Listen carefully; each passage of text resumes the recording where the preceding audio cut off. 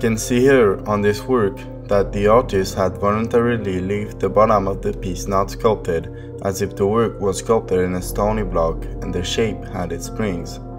It is this piece which introduces its art and his wish to make spring the shape. He liked the contact with mud, and he was working very rarely with tools.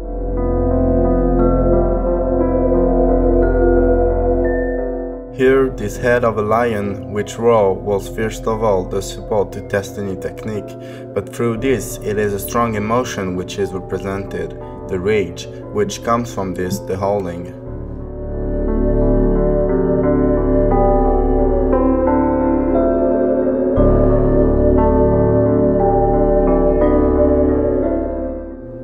The sculptures consist of two different muds, a white one and a red one. It is the mixture of these two clays that composes these two women. The one is a white woman, the other one seems to have African origin, but in spite of this, they are both consisted of the same mixture.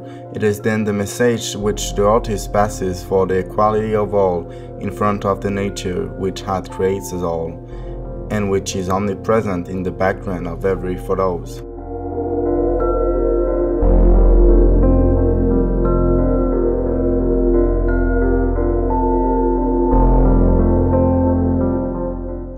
We can see that the wise man which is meditating looks in total osmosis with nature, but the most important is the symbol of the sun which the wise person has on the forehead.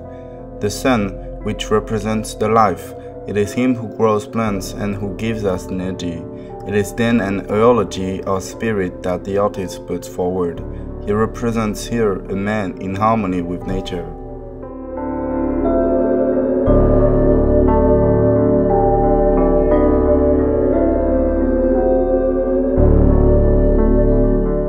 Here, the artist, being still a young child, sculpted his cat died at the age of 4 years, which was very dear to him, whereas to the right it is a zebra who is represented, with once again the symbol of the sun replacing the eyebrows. This head, which represents an ape, is an exception. He indeed used a toothpick to represent the hair of the animal. This monkey has the expression of a man, its bestiality is totally erased. Here the artist represents a humanized monkey. We see the wish there to move closer the human and the animals, to reconstruct this genetic link which exists between the man and the animals. This one represents a head of deer, a little bit surrealist. It is a claim in favor of the defense of animals which are killed and which we hang on walls.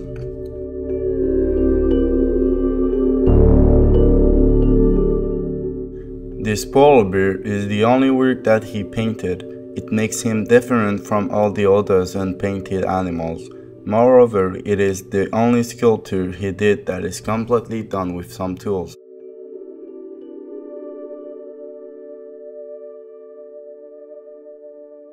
This piece is a fundamental one of this exhibition. Here she is, in a time terrorized by the war. He stages here an officer with a bulldog's head.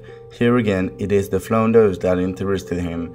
It is the challenge that it has thrown, but at the same time, the expression of the face remains rather marked by the events, which puts forward his fragility. Concerning the choice of a dress Napoleonic style rather than a serviceman's suit, it is maybe to avoid the censure, or worse, the prison, because it was an attack to the authority. It is one of the only two sculptures remaining intact. All the others must have been destroyed. Furthermore, we know that he was not cooking them, what returned them more fragile. It is an incredible luck to have this one. It is very rare with the war and the Steelers to find sculptures like that after so many years.